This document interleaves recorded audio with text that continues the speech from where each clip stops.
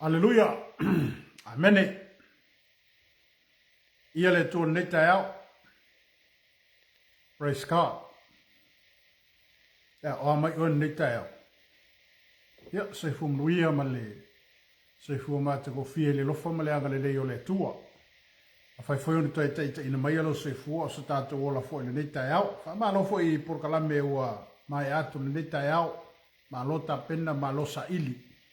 Ma lo fo ile fatotoa ia me se fo ile vala au vala winai tātou ele tua ia ela la vai to finga ma tiute manga luenga pe o to fi tātou ele li ia le deta au ia fatal fo ile por kalame le deta au ia le lofa ma fa maoni o le tua ia to ia ia o mai lo ainga o mai si o manga lo e so fu ma ia ia o mai na to no lo e au mawai ia deta au e a feilo e atu mo toi ofo fatu i pa i o le tino keriso le neita eau i pa anga fo i o wō mai ma sani lunga le tātou por kalame ia e pe ona iai i vai aso te tas ia e wha malulu atu fo eno le tātou por kalame le vai aso taruai ia ono nai tutongia ia manai fuanga fo i fale ainga ia o ma fo e ona le au le tātou por kalame e whaftai fo i le ava no le neita eau ia o ma fai fo i ona maua e whapena whaina tātou whaasoi le upo le tua. A neta e, o te manato la tātou oi se tātou whaamalos. Ia e meseo se upo mai le tua e toi tō matawina i tātou. Ia matoi whama i te ilo tātou wola sa ilipea. Ia mono tātou wola whaatutua. Ia mono tātou wola au auna, mono tātou wola tuinatu. Ia wā lawa le whi aumaranga o ruenga peo te tofi i tātou ele li neta e au.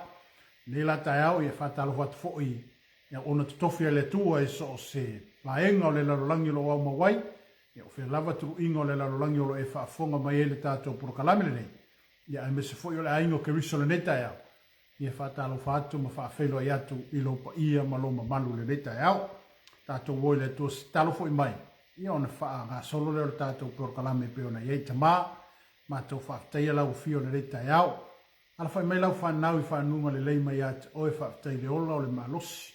Ai me se fo i o meo e whaamaruia ai ate i mātou. Mātou vi ia oe ma mātou whaatai ala o fio vi ia lo suafa. O lava o le atua manu malo oe o le atua te le tu lafo ina i mātou. A fo i meo lo whapena o na pesia mai le lalolangi ma tulu inga o le nei fo isi o mianga lo mātou iai. E mātou tali tonu lo soifua oe whaavavau o le mātou te ola ma le mātou te manu iai. Whamruia lau atonu, whamruia lau whanau neita e au leanga i mai, me se fo e lau por kalame le reita e au ta mai, ai ai nao mātou loto mo oe malofine ngalo. Whamruia le ala leo le tua, whamruia i mātou uma le neita e au, ono lo suafa Yesu. Amene. Ia, manato le la tātou o le tātou mta upu tai au le nei, ma tātou tatara nofo i ala le whasoa le tai au le nei.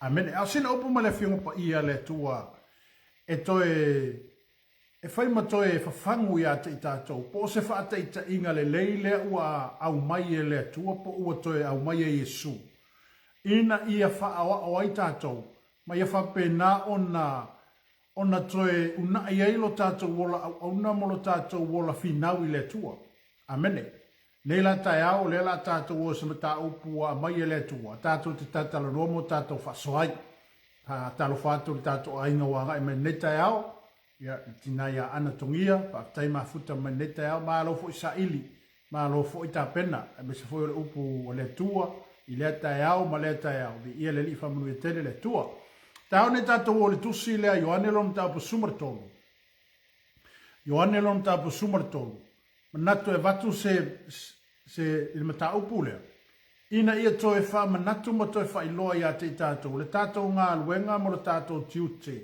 Ai mesa le tō whinga wa te tofi e tātou e le tua tātou te au nai. Amene. Ila matapu suma le tolo Ioane Evangelia. O lo tala noa ai whai mai ua mulu ina Yesu vai on so. Amene. Whai mai whai mua. A o le io le tau saminka o le paseka. Ua sila fia Yesu o mai ona po e tu uai e ia le neila rolangi. Ai mali watu le tama. Ua na alofa i ona tangata o le lalolangi. Ua ia alofa i a te ilato uo i le ngata anga. O le fina ngalo leo Yesu i le toi temi o le paseka Yesu mono so. Lena fai ele tau saminga po le tau samaanga muli le au te whaatapena po o sauni atu Yesu i temi o na popo ngā. O i la le a mai ele mata upu le pe o na tātou tala noa i le tai aule nei. O le mulu ina Yesu o vai o na so. Po o le alua Yesu e fufulu vai o na so. Amen. Le ala fai mai ai le mata upu le pe o na tusia i oane. Mai, a ole i ole tau saminga o le paseka, ua sila fia Yesu, ua o mai ono poea, e tu ua ia lea, le neila lo laki. Ono le si lea vaenga e te tau ona tātou mana tu natu mo tātou mafufau iei. Ono le ele fa, ono le ele saunoanga Yesu, profetalenga Yesu e fa pea, na o iloa le mea na o sawai, ma le mea o titoea ngai iei. Po le mea na sawai Yesu, ma le mea o le ato e fo i atu anga iei. Peila ona fai mai o Yesu i pe ona tusia Ioane evangelia le. Fai mai le opo Yesu. Amene. Fai mai. Ua o mai ona po e tu ua ia le nei lalolangi. Ai mali watu le tama. Ua na alofa i ona tangata o le lalolangi. Ua ia alofa i a te ila tau o le ngata anga. O le fina ngano leo le tua. Po ole faku leo Yesu. Ona olona alofa i ona tangata o le lalolangi. Ma taulia me ta au pos fulu e Ioane evangelia ne fa pe mai Yesu le te talo Yesu. Lo te talo Yesu lo te ma. Ia e alofa ie o le lalolangi. Ia e tausia i lato. Amen. O ele rithea nga ile upulea. E rithea nga itangata o le na itangata o le malo le langi lai le lalolangi. Le fa la wa kuoto mai Ioane le upulea Yesu na fai. O lo fa pe mai Yesu wa na alofa i ona tangata o le lalolangi. Ua ia alofa ia te ila tau o le ngata anga. O le alofa la o le atua, e muti vale. E mai le a matanga i le ngata anga. E le mawhaina suia le alofa o le atua. E rika me suia i le alofa o kako. Se ilonga e alofa mai whako e alofa. Amen. Se ilonga e maua mai se mei sisikangaka. O nga whako a pule o se alofa whapena i ate oi. O le alofa whale tangata lea. O le alofa e muta. E le umi. A le alofa le pe ona tala noa mai ai le evangelia Ioane. O le alofa le o le atua, pe ke le lei, pe ke le anga, pe o ke whale kou, pe o ke le leifo. E alofa le atua i tangata uma. E le whaapita o ngawhala le alofa Yesu na o e a miotong. Po e na o e fia i aile kua. Ai whaangalo tangata ia pe ia ngasala ma tūlafo ina. Ai pe ole si vaenga le o le tātou talanoanga le tai aone nei. O le whapea mai ai Yesu, ua o alofa i tangata o le lalolangi. Ua ia alofa i a te lato ua o lava i lea, le ngata anga. Amene. O le ala i Yesu i le taimi le toi paseka po le toi tausaminga o Yesu morona auso. Ai o se vaenga manaia le ao na tātou talanoa mawhasoa le tai aone nei. O le tūlanga o Yesu i to tonu o le auso. Amene. Po le isi lea vaenga o lo whapena ona vali mai e Yesu. Po o lea mai e Yesu le whateita inga. So se au auna, ma so se tangatanga lue. E ka kaua o ngā ui le process lea. Amene. Aleluia. A wa e whai tau i le upu lea. Whai mai lea whai upu e lua. Ua whai le tali suanga. A ua tuku e le ti a polo i le loto o yuta le se kara. Le atali o Simona ia whalata i a te ia. O le si le vaenga e ao ona tātou wawa ai anga ia. Amene. Mo le whalata ino le tangata i tu tonu le aingo ke riso. Amen. Pe te whaolaina, pe tātou te whaolaina. Aleluia. Pe tātou te minko whakasi, pe kā koke whai me whakasi. E ia le tangata i laka i ka ke whalaka ingo oi. Penga ke whalaka inga. E fuanga i fea. E fuanga i le mele na tupu i tu tonu o Yesu molona au soo. O le whalataina lau Yesu, e le whalakama i whafo le lalolaki. Amene. E le whalaka inga mai ngai whafo. A whenga sau e le whalaka. Le whalaka. Nga oso mai e ko kongu i le si umayanga lea. Po ko kongu o le whaalapu tonga lea o le au soo. O yuta lea nga whalaka inga o Yesu, o yuka le aposkolo. A kaula le aposkolo. O se kulanga mawalunga kene. Amene. O se vaenga pito silio na mawalunga i tonu o le tala anga whaasol pito te tonu o le tuspa ia. o le apostolo se tūlanga o se tūlanga maualunga ma o se tūlanga whaalongia. Ai pea lewa nga i maile ti Apolo, o sawar ki Apolo ko e so e mai a se avangoa. Amene, e mawhai ei onga ia winga le mele ko kongo le loko yuka. Ka ke whaalaka i ngā Yesu. E whapena fo ele o tātou wola i tonu o leo langa kerisiano, mo lo tātou whainga e kālesia le whaile temile nei. E iei a tangata na te whaalata ina oi. Amene. Ao se vaenga tā ua le ao no o whamanatu i ato. E whai mai, ua sila fia Yesu, whai pua tolu. Ua tu uina mai ele ta mamea umalava iona a ao.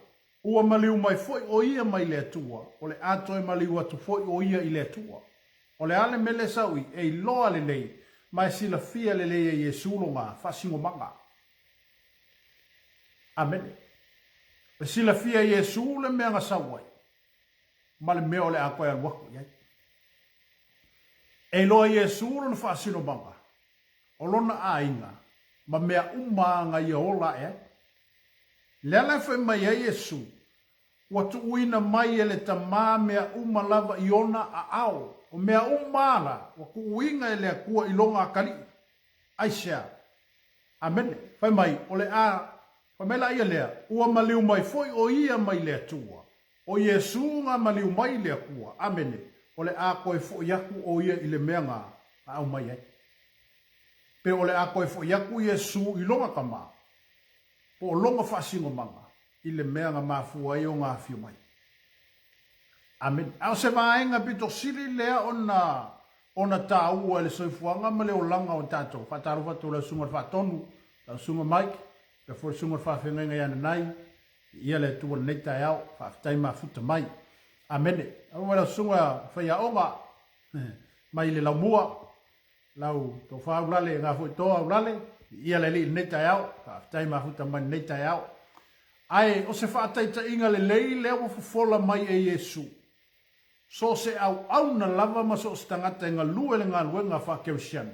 O le ka ua i o le mele. Amen. Ona, o le whai upo e whare whai mai ai. Ona tūle o ia i lunga. A o whai le tali suanga. Ua tu ese ona ofu. Ua tango fo i le ia so loi. Ua fusi ia te ia. Ona lilingi le e ia o le vai i le ipu. E mulu mulu ai. Ua mulu mulu i vai o na soo, ma so loi ili ia so loi, ua ia fusi ai. O le ale ngā luenga lewa vali mai po ua au mai a Yesu i. Amen. O se manatu fo ele le po se langona e vatu le tae aone le tūlanga lewa ngai o ia Yesu. Fai mai le upule a Ioane le i, Ioane Evangelia. Fai mai, ua tu uina mai ele tamame umai a Yesu, fai mai la ia lea, ni fai upo e wha. Ona tū lea o ia i lunga, au whaile tali suanga, ua tu ese ona ofu. O le ale ofu le waku ese Yesu mai a keia. Amen. Mua mua o le ofu o le kaika. Amen. Lua o le ofu o le tangata maua lunga. Amen. Anga e mama aia e so se kaika, ima so se tangata e. Amen. E eile winga o mea i o ofu. E eile, ke wa eile ofu kau kupu. E eile ofu, le ofu, e ofu o le kaikai. E eile ofu ai mone mea au onga. Amen. Pei o vaenga ia lo te tau mawhai e tala i nātu i atu oe. O ngā kako wawai e, o lea ua laa mai e su i lalo. Mai lona tūlanga whātai tai po o longa tūlanga tau tupu. E sau e ola whakasi makangaka. Amene.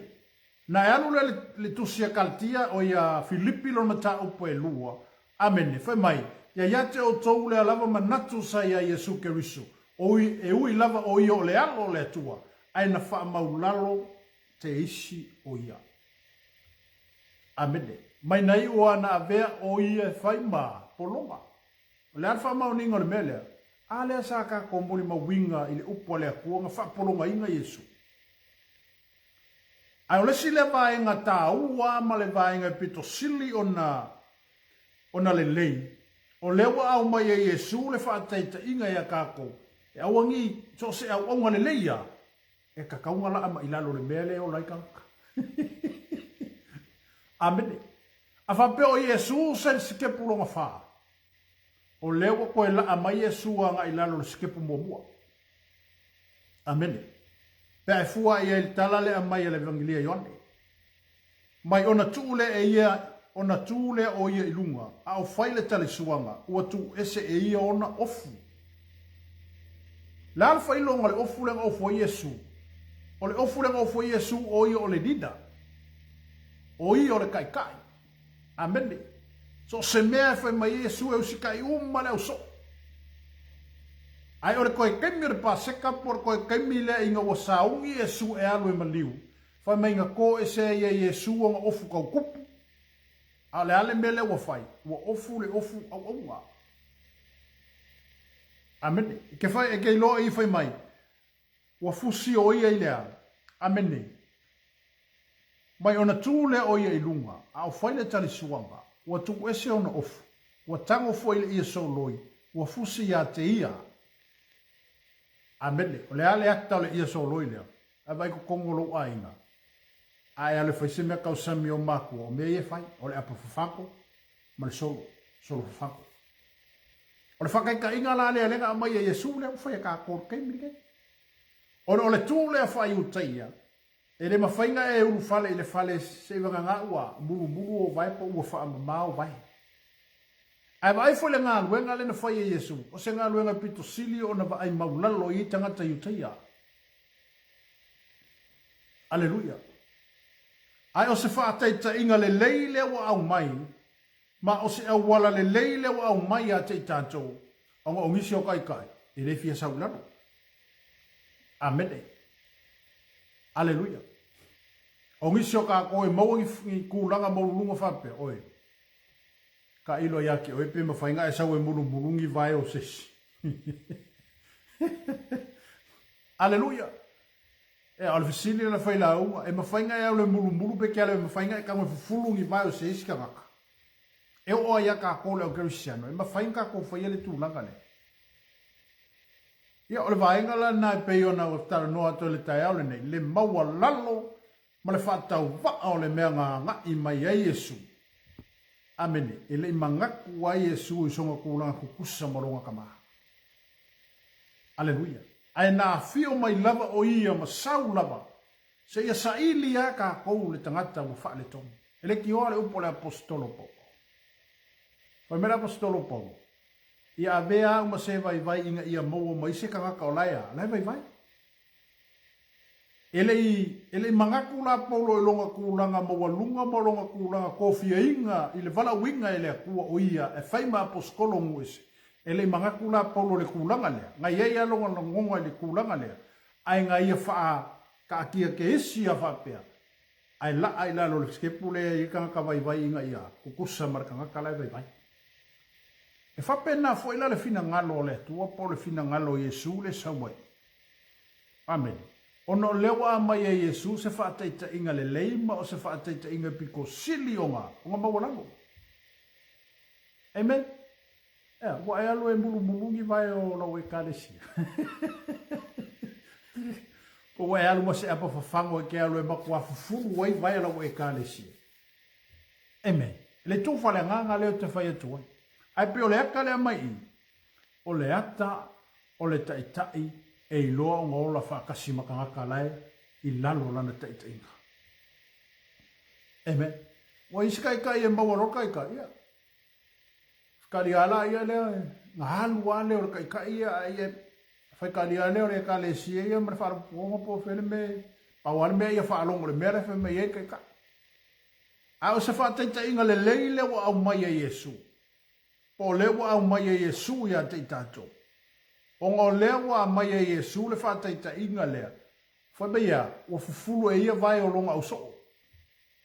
Wale mulu po wale whamama vai o longa au so. Amen. Mo ke keila au so o ngā po. Ile kūrungo Yesu. Ave ese longa ofu whakaikai. Pe ave ese longa ofu lea. O ia o le rida. Amen. Ai kuile ofu lea o aua. Amen.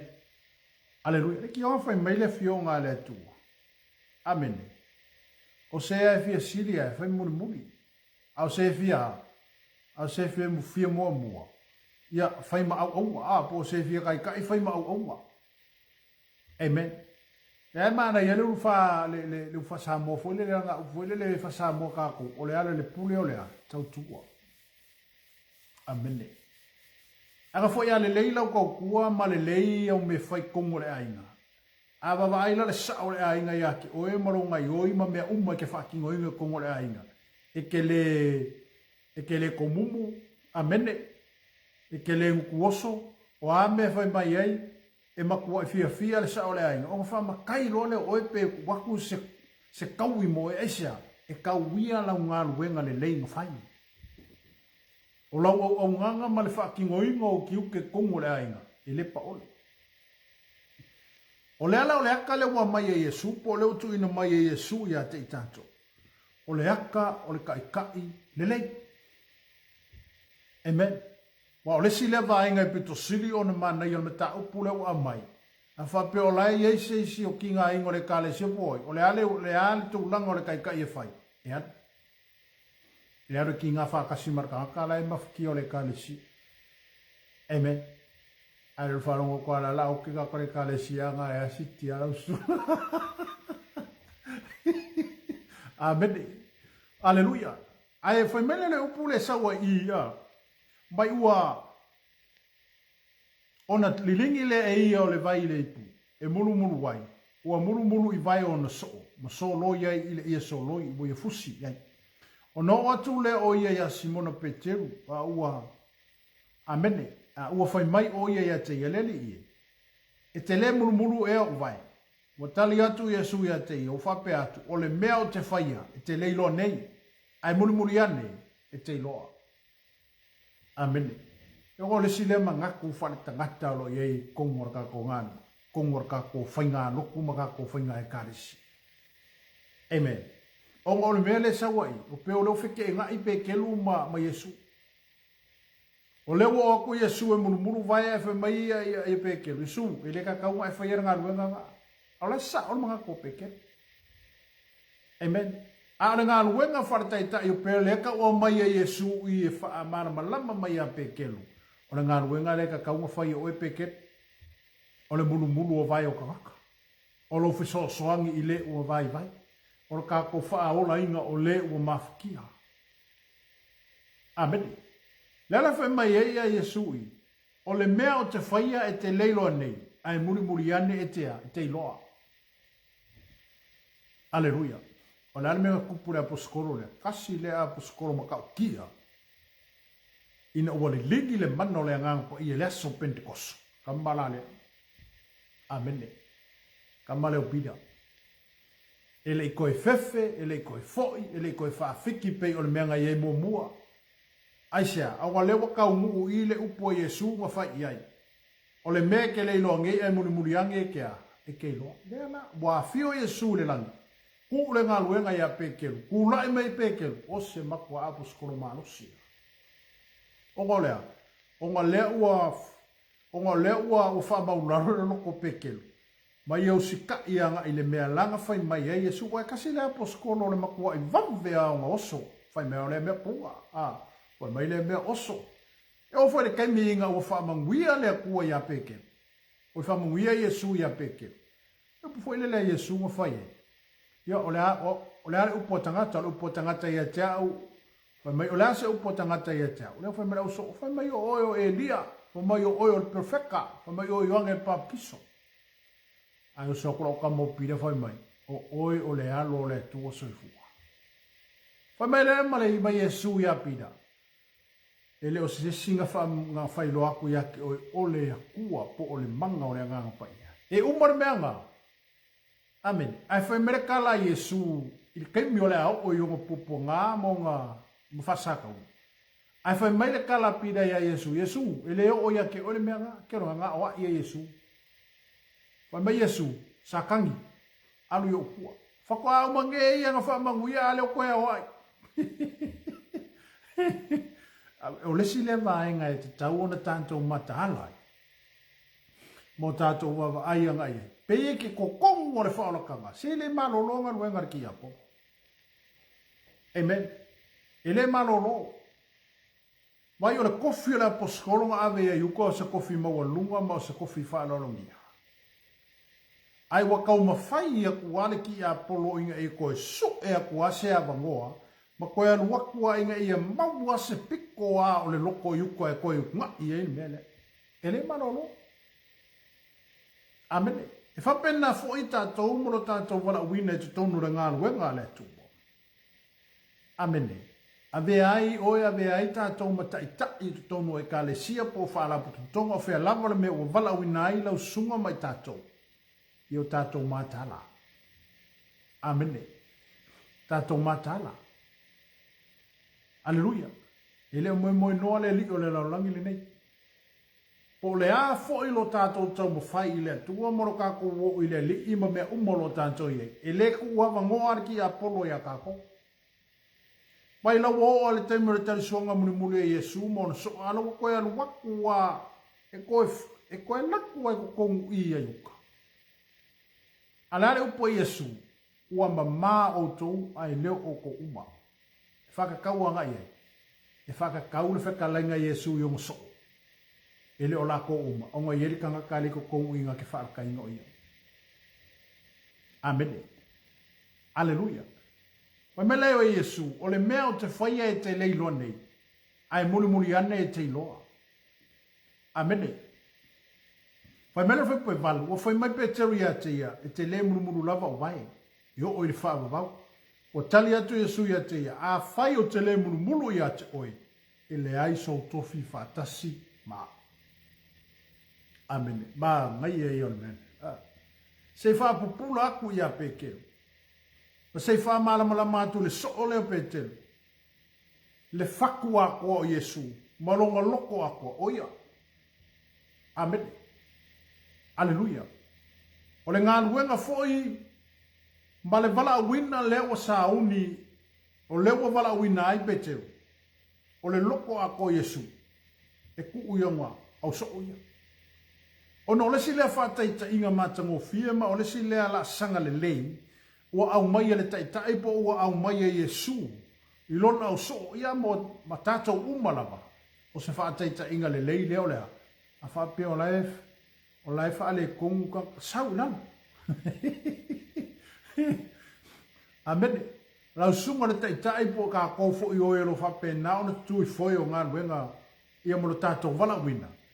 A yese mea o wha, a yese mea o whapea ngā o mga o mia le kālesia. Susu mai na sunga ina loe e levo fa kasi makaka. Amen. Aleluia. Ai one e ta tolu manatu fo ilele ka ko ba ia kwa la fa le ko ia e ngufu pe a u va be le e se me pole o le wa ilungo fa ia o makai ka. Fa kalia ia la ko ia pole ar ko inga me ia le fa kai kai pa no fa lungo mat kai ka no. Fa te inga le ia le nga au mai e Yesu. Amen. Ngala ama Yesu ina. Ma koe la mai Yesu i lalo. Se i ola wha kasi maka maka ole. Amene. O loo iai. Amen. O whene mea ngai e Yesu re kai miinga ua. A ai Yesu maso o ima makakanga sana. Amene. O aku leo wharesai o mara sa kai o leo whawhia mi o tonu. Amen. O aku whaiso o Yesu. E ko wa ola le a ai ma makangaka makikiva makangaka maima. Amene. Aleluia, mai fai kaanga mai fai mai Yesu, ele é arfo mai moea, maro. Ai o kele sau moea mi ko, ai ngo sau moea sala inga ia la koa, salamo. Wa ai le maua lunga, wa ai le maua le finga ngalo Yesu, mare mangaku Yesu, olo ia kei. Ele fa penga sau Yesu so fa maua lunga fa pe oio le kupu. Kemi mo mua nga fio mai. Amen. Te kaminga whanga o mai ai ma bea ai o ia ma whaola le larolangi. E le mangaku Yesu o i o se kupu. Ai ngā mangaku Yesu o i o le au aunga. Amen. A le au aunga le a Yesu. A o Yesu o i o le au aunga. O le ale ngā luenga Yesu ma sau whai. Sau whaola. Amen. Ma sau e whawhanga ka ngaka. Ma sau whaola. Ma sau whakuku e ua whioki. Amen. Whapupula ka waso mai la ko uma o enga mo mia le fisosoni. Le kemi inga wa fio mai Yesu i ronga whanga o mai ma be ai o i o le whaola. Ma whai ma au onga. Ele i whai ma e le fai masikai mas fa masimbo amen ma fai ma au ale au le ngao o ye le sasa ma o ye limo ka ngaka ile ka ngaka sa au amen na fa pe ma ye Yesu amen ma Yesu ona fa pe ma ye le Simona Petero ya te ye le i awa lava na o vai a ulima ato fo i mal o la melo mo mga o pekelo mo mga o pekelo kofu a ko ngol vai le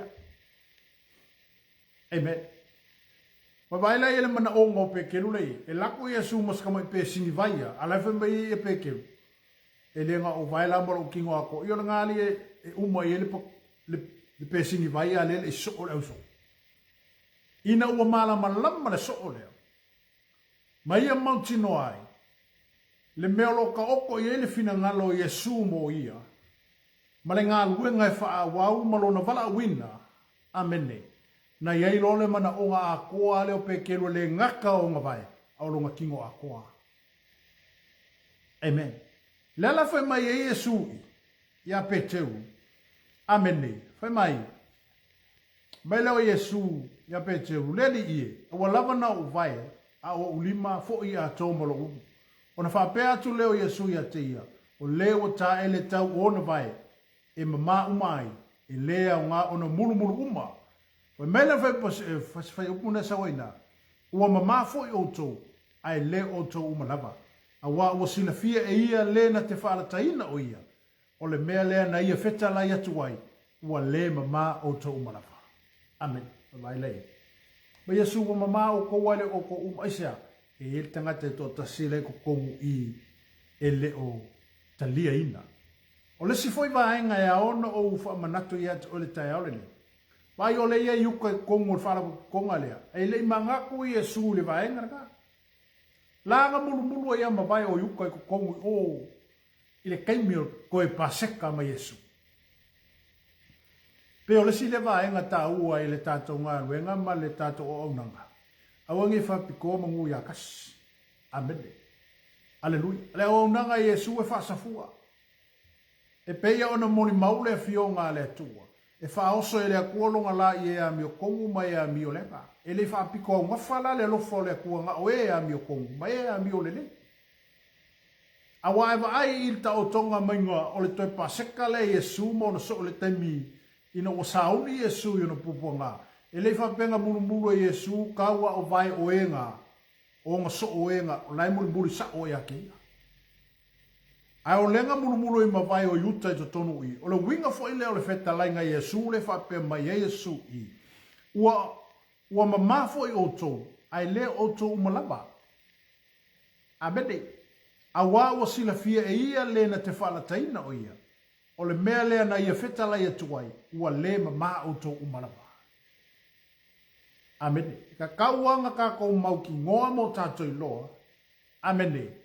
Ele whapa ole le saua le atua ia te oi. Amen. O le ala foi lea ole ngā luenga tā la ima le ngā luenga whawhaola Yesu. Ono le tau a watu a Yesu le whaoletanga, ma tau whaamana malama Yesu i ona soo. Le ngā luenga pe atu unga o lako, a wa a ole ke mea lua Yesu, a wa iei le ala fua, wa iei wa ta oto mai le whaasino manga, ia male mea nga iei le ngā luenga tā la ia le au apostol. Amen. E peila o le vaenga le pei ona tatala noa to le tai aole nei, o se whaataita inga le leilea, ma o se whaataita inga pito sili leo na tā ua fo ia te au teile te oi. O se au na nate la ngona ina ti ngāo o tangata i lalo na te inga. O se au na nate la ngona ina la ngona o tangata. O se au na nate la ngona ina ia mea lai mawhati ai le tangata man mea le mawhaki ai le ainga. Aleluia. E le tuli la i se le lei po o se mea lai nofo maia. Au le mawhau ma le manatu o le tangata o le au na. E ka kaunga sau i lalo e mafuka makangaka mawhiso soangi i le ua mawhakia po le ale ko ai ngā whawhika uli lai ui ai. Amen. Whapena fo i lale fina ngalo Yesu le tatu tanoa i tai alu. Amen. O le ua la amai Yesu, po ua le ua toe sau Yesu I lalo skepu mua. Inga ia koe koe fesosongi I ka ngaka o le mo mira sosongi. O le ua toe anga I mai Yesu I lalo. Inga ia koe pio lai loto tangata o a me o whaale kongwai. O le ngā ruenga lea ka kukai ka iwhai. Amen. Tātou te o mai koe pio le loko o ngaka le o whaale kongwai. Tātou te o mai tātou te wha malosi I le mo vai. Tātou te o mai kako kia waku se upu e whaala e au, pe koe whama ki e ai le ola au aunga ma le ola ka pua I o tangata. Aleluia. Ai awane ia tātou mga ku fuelele wakua o whare kongo kaka o maku uanea. Aleluia. Amen. Ta ilo e te oi. Aleluia. Au le ngā ruenga tonu walea na sa wai Yesu I le larolangi.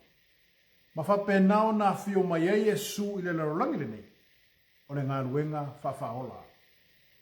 O le mea fo leo le vali mai e Yesu ma ta upu lea. Pe o lea mai e le evangelia lea Ioane. Le ma ta upu lea. Ina ia whai ma whata I ta inga ia te I tātou. Ma ia whai ma ta iala ia te I tātou. O e ka I ka iangi mafukanga. O e ta I ta ia e ka lesia. O whea lava le meolo e ta I ta ia. Ia veka ko mangi ka I ka I le lei. Ia veka ko mangi whakai ka inga ngisi olo a ngai mai.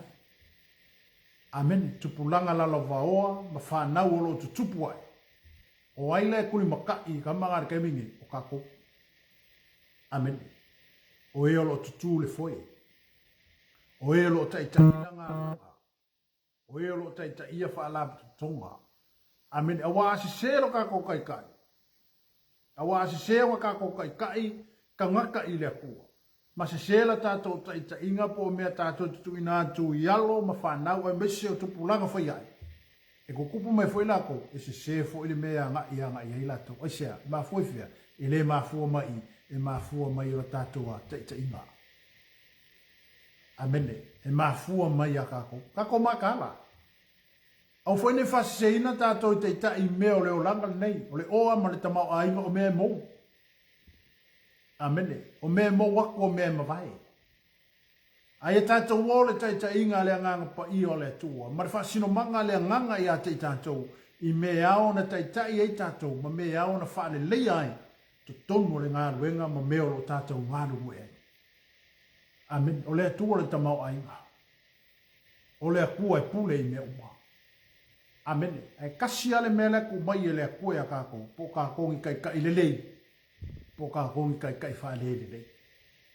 Amen. Ono le vaenga le sawai. Ono le te wawai atu e tātou tusi tai au nei. Ono le whinga wape kelu I melea. Amen. Ono le whinga wape telu I vaenga le. Amen. I le la whinga ua mai Yesu. E le umara malama la pe kelu le mele ka o koe le loko ma le whako Yesu ia keia. Inga ia kupu mai maola mai. O ia e vea o ia masakai kai le lei. Masakai kai ami o kongu. Masakai kai ia. Ngake kai kai ia tangata I le ami o kongu lea. Peila le. Leo wala ua marama lama pe kelu foi mai lope kelu Yesu. Yesu mali e. A wala ka o vai ka ungunumu. Ai kofu a koaro kingo kongu le vai. Alako Yesu sko mai pesingi vai. Ala fe mereka malo ia ka ele umai le vai. Amen. Talo fatu ile. Tina ia ana ia kopo, whaftai mafuta maneta ea o ngā leia ngā lofa, ni ia le li, praise God, amen. E pe o le tātou te ilungo o le tātou mta opu tai au ne, o le au nanga. Whape I mai lau au nanga, amen. Awane o tātou o ngi mea au mai e ka haka ia kako.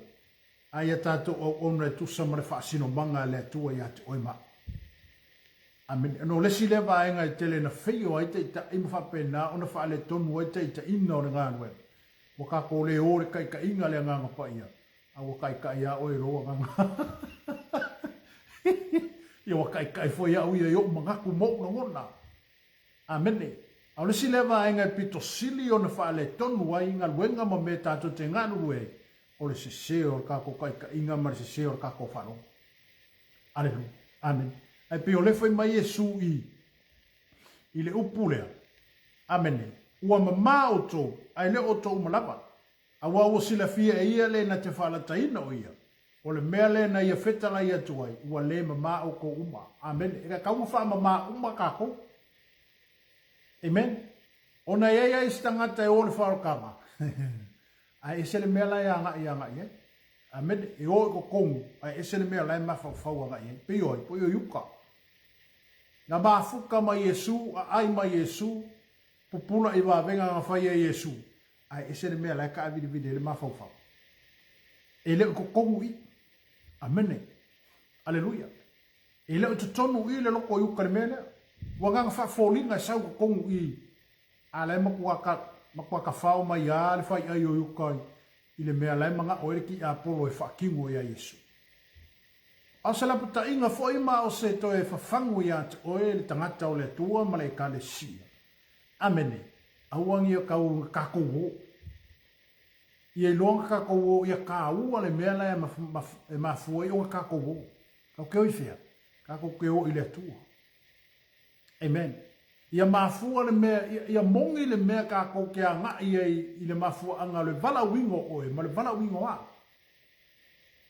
Pau wale aunga ma le wha moe moe lo vala winga ma lo kako vala winga.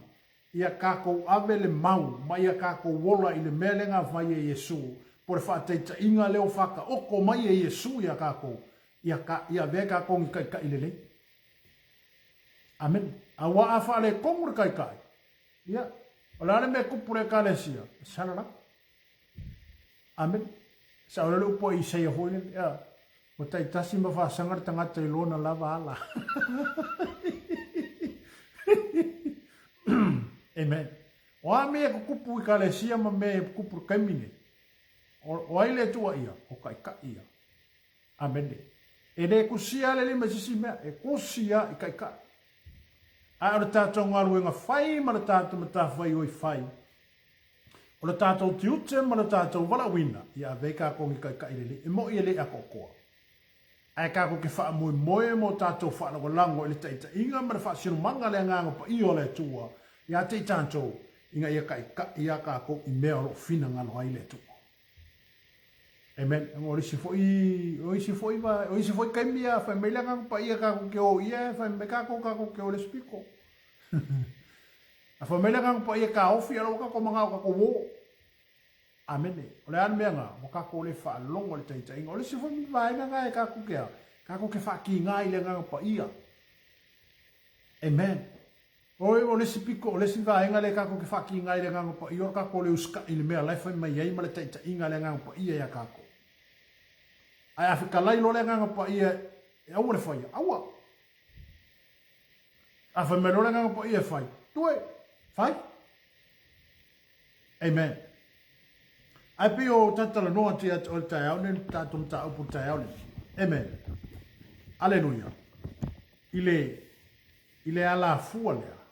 Po o lesi lea ba inga na au mai e Yesu. O lewa au mai e Yesu e whai ma te whateita inga ia tātou. O hapela o se kai kai o leke o lai mea ia. Amu ia rau au loku, amu ia le kāle sia ngai kai kai eisia. O ngai ke sau ke lewo whakasi makanaka. Ele whapea fo ele lewa le amanga ia. Amen, lea ia o se whateita inga le lele eisia. O le kau sangi ako fo inga o ka haka mara fia fo inga o tangata e mafuta ia tu. O nea, e kei longa e wha maua lalo makako kei longa wha maua lalo makako o mai lalo kako mafuka whakasi makanaka. O ngō le whaku lea ma le loko leo Yesu ngā lenga sau lau langi ngi. E le whapea ngā sau lo Yesu whai o ia makupu kami mua mua ngā whanga o mai ai. Amene. E ui alanga whai o ia makai kai o le au aposkolo. O ngā sai ei kusa o ia o le whai a onga. Ngā ia o inga o ngā so. Makau ma whai a o ako o ngā so o i le kaimi. O le ale kaimi anuai. Po le kaimi ko ua aile laro langi ngi pio ngai whaalongo le kako maka upu. A lewa ka oko le ala fua. Ua umaunga whaka oko por kalame. Ma ua umaunga ku inga aku le au so mea umaunga o inga ai lako. O le ala ke mea lua Yesu. Ko kupu mai le au so mau mai. O, ua eia. Amen. Aleluia. O le ala le mea nga kupu le au so. Kasi ale so nga se ese onga wa. Wa se le mea wa kuku iei longa loko. Amen. Kasi le aposkolo nga le wha manguia inga. Penga le whakaunguinga le manguia langa kau mwhainga. O nga lea, wa ia whakanga inga le o le lalolangi e sau e sa ve ulonga mawhawhau. Awa poskolo umma ile fionga le kua makanga maso o muri ya Yesu. La fa kali mai le rangi mo oi. Amen. Ewi nga fa nga makanga ka unga ma me fa salanga nga oi. Ele i mangaku le au so oi vaenga i aisa o nga ua makua ulu le upu le kua. Ma fa penga o nga ka fola winga i la kua ale ya o nga Yesu. Nga fola aku ma fa mala maku ya ke la ko. Ile taimi e sia Yesu me lako. E fai kau kusi ese mea fasi o ki eira o aposko. Aile ma whainga malue ai lo lako mau ma lo lako karikongunga. I mea ngā o inga ai lako e lo lako a. Kai kai, po lo lako pe ngā o inga ai lako e Yesu. Amen. Whapena fo ile tātou o langa ke o siano ma la tātou whainga e kāle sier ngekai. O le afo ia le makua i kele o la unga ma me ka ko kia o inga ma me ai esia le me ku ia i lo loko. E kele maua le sigi mara o ku o le wha moi o le ola e wha ma. Amen. Amen. Ele i maua i uka mele, aisea. Ako wa ia wha kanga inga, po ua ia le makaala le kemi ngoso wha iai o ia. Ele li o le larolangi ngi. Ma wha asise inga ilonga wala winga. E ka ua le wala winga. Amen. E ka ua lo wala winga. Amen. E li wha kalifole maliwa Jesus e whala ka inga iuka le. Pa merkala Yesu. E sawa le akali or ka ngaka e wha ka uinga me pei unga kusia. Ai ka lofa ia ke oe le ke whala ka inga le li. Sipa mei siri onga ngongo se maolo lo ua. Ai lafua i oe msami lo loko. Po Yesu mwhai kaka le oe. Amen. E whapena fo ila le tātou wola i tono lang keo siano. Mo le tātou tau mawhai i le li. Amen. Awangi o kako whanaka inga le li. Amen. Awangi e kaunga kako wo, kaunga kako wo. Aia tātou wo mai o tātou mautinoa. Kako ke o i eile mea lai kako ke ngau i ai. Eile mea lai tuli mata i ele keo siano. Eile mea lai tuli mata i ele au auna. Eile mea lai kuli maka i ele kai ka. Amen. Ma ayer kala ya Elia bersaya. Ya wonga le nga ya fanga ngau pe nga ya laka ya Elia ke mi le ave o la ngai Elia. Elia ya se si me nga ka ngapa ya ele. Au wonga le bersaya. Wa fai fainga makima ama makau e munga la perfecta ka nga fai ya bersaya. Ele fa vai. Ele ia vea mea ngā ma mea ngā kau fia ai le loko e seia. Pe ngā vea kala ma upo le isi au perfeka, isi au uso a kerisiango. Pa ka uia uso kerisiango. Pa lako e seia ma uma Elia, e whea koi, e wea ilo e a pe ngei lo makai. Nā sanga muri a Elia, e wha mei seia. I wo ulo, leo ke ilo. Au ke alu pe wha waula ngā luenga pe kofia ia. Ka ngaka lawa, mau ku ma mau sali. E le ma lue mo fia. Amen. E foi tika ke sango fa pega. Aleluia. E stanga te ke sango fa pega. O lo kau mafai, o lo kako kau mafai, o lo kako kau mafai i le akua. Ai ei mangaku marangonga ngai kau mafai ku o i lalo makoso o i lalo. E fa vai ai lo kau mafai. Amen. Ele i poi ale ki apolo ia yuka se ko kongu yo. Ele ia vela le vai o yuka, nga vai e isi au so. Nga vai a yuka ia, vai e pe yuka ia, aisea, wo ia whakanga inga le mesi se. Aleluia. Lo winga e wafiu yuka kalango aku i isi au ali ia o yoange makoma ma. I whape aku koma le hei. Karia oe ma mea nga e pakingo ai aki oe. Amen. Aleluia. Amen. E whape nāro tātou wala wina ma le tato whino i tātou i tono le ngā luenga le atua. E iai aka ngaka i whaavai hoi. Amene. E iai whai aka ngaka i koe ko soa ka ko ilano. E le mai kua. E ko kongua. Amene. Whea whaalaka i Yesu. E le whaalaka mai lau langi whaalaka i ko kongu i onso. O ia whaavai ar kerusiano. E le whaavai mai kua whaavai i ko kongu i lo wala wika. Molo tātou wala o wina. Hei o sa. Whai le ngā ruenga le ngā whai e Yesu. Amene. Fai le ngā ruenga na wala wina ai tātou e leli. Amen. Alleluia. Ia leli ne tae. A teile lo whamaleanga le leo le tu. O se whakaika inga piko sili lea o ngā mawalano. Ma o se whakaika inga piko sili a lea o ngā kāua. I so se ka ngaka ngā lua ma so se tangata. Ele whapikoa fo inga o kai ka. La fo le mtanga luenga lo inga lua ai. Ma ngā mtanga luenga kofi ai ka kou ele kua. Ka kou whaia le mea amene. Le whapeo ka kou kai ka i o ngā ka kou. O ngā si ilo ka kou ka au lunga ma ka kou whapeo i o kai ka. Whaaronga uma mai a. Amen. Ai ka kaunga e la ngona ina ia leo o tangata. E ka kaunga ka kola ngonga inga mawhakianga o kangaka. E ka kaunga ka kola ngonga inga meo lai kukupu kukongo le ka le sia ma kukongo whaalapu kukonga. Amen. Ona, onga fualo iai o le tātou whaatataunga ma le sakako kali e kuu iai. Ina ia soala upule ma ia whaamali lia ina loto o eolo i lalo lo te te inga. Awa o isi ia vaenga piko sili a onga ka ua i so se wala awinga. Amen. Onga ale fia tangata le ka le sia. Amen. Ia onga ngufungufu aere kai ka i ele ango i mea i kupu. A o le si le vaenga e whai maa vangoa e uru fale mai eile ki a polo pe uru fale mai eile a nganga lea. A makalola nga sa ve uloko ma finga ngalo raka. Amen. Onga wa le matahala le taita. Wale matahala i tātou. Ale vaenga piko sili lea o ngā manga ia leo au mai e Yesu. Inga walaka laka Yesu i ngā popo ngāma o ngā mawhakianga. Ai ngā kūlo lunga Yesu wa whairi whakai ka inga le aisea. E moli e kua ise whi au.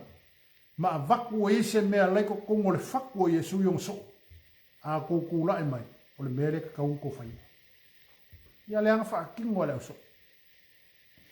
Whaakingo a e la ko o e ngā wala winga mai ngā kofi e Yesu e whai mōso. Alleluia. Amene. Ia, e le whapena i tātou ma le tātou ngā ruenga lo whai nei. E hawa o na tātou la ngona ina leo o eo i lalo lau te tainga. Wai se ua mawhakia. So soni. Amene. E so soni. Le upo whala e au. O le upo koe au ke vese upo fa vai e kaka. Amene. Ai laku e mafaki, ai laku o mafaki la inga. Oso e ile mele aluanga ile mafaki ngole ai. Amene. Ia e mafaki fa kasi male o mafaki pelo po Yesu. Amene. Kako mafaki fa kasi male ai ngole mo mafaki. Kako fia fa kasi mae o fia. Amene. Alleluia. Amen. Pemana fa suma le rua.